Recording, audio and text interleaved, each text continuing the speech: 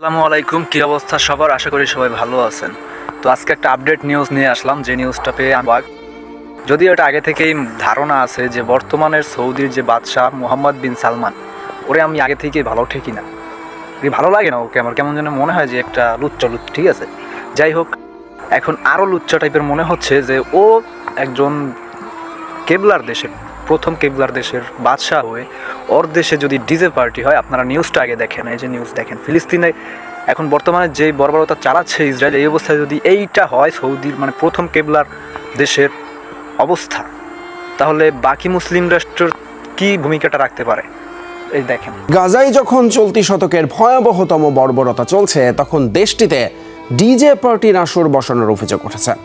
মদিনার অদূরে আল উলা এলাকায় নাচ গানের আসরের বেশ কয়েকটি ভিডিও ছড়িয়ে পড়েছে সামাজিক যোগাযোগের মাধ্যমে। জাতিগত নিধনের শিকার ফিলিস্তিনিদের দুর্দশার মধ্যেই সৌদি আরবে এমন বিতর্কিত পার্টি নিয়ে উঠেছে সমালোচনার ঝড়, যাতে তোপের মুখে ক্রাউন প্রিন্স মোহাম্মদ বিন সালমান। যাই হোক, সবাই ভিডিওটা দেখলেন, যারা দেখছেন তারা তো বুঝবেন, আর যারা না দেখছেন তারা তো গেছে। যাই হোক, এখন যদি আপনি দেখে থাকেন ভিডিওটা, তো এখন বুঝতে পারবেন যে আসলে সৌদির বাদশাহ মোহাম্মদ বিন সালমান সারাই কত বড় একটা মাদারবোর্ড, ঠিক আছে।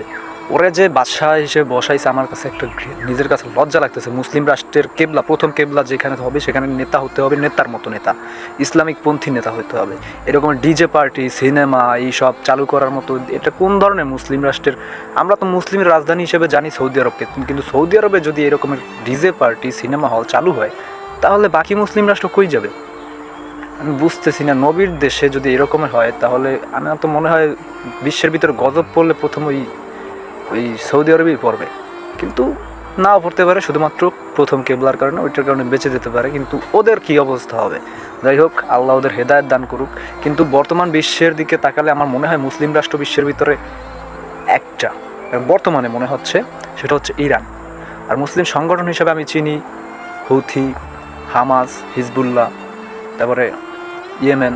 যাই হোক, এখন কথা হলো আমরা কোন জগতে বাস করি, কোন অবস্থাতে আছি আমরা বুঝতেছি না। বর্তমানে ফিলিস্তিনের যে অবস্থাটা হচ্ছে, তো আমরা বাংলাদেশি মানুষ চুপ করে থাকতে পারতেছি না। আমাদের দেশ থেকে প্রতিবাদের ঝড় শুরু হয়ে গেছে, কিন্তু এরা কি করে? তোরা প্রথম কেবলার মানুষকে ভাই, তোরা তেলের খনি পাইয়া একদম পুরো ভুলে গেছো চাল্লার নাম।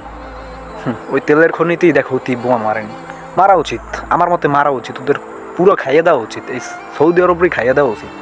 কারণ ওরা ওই মহিলা, ওই সালমান একটা মহিলা, হিজড়ার বাচ্চা, হিজড়া।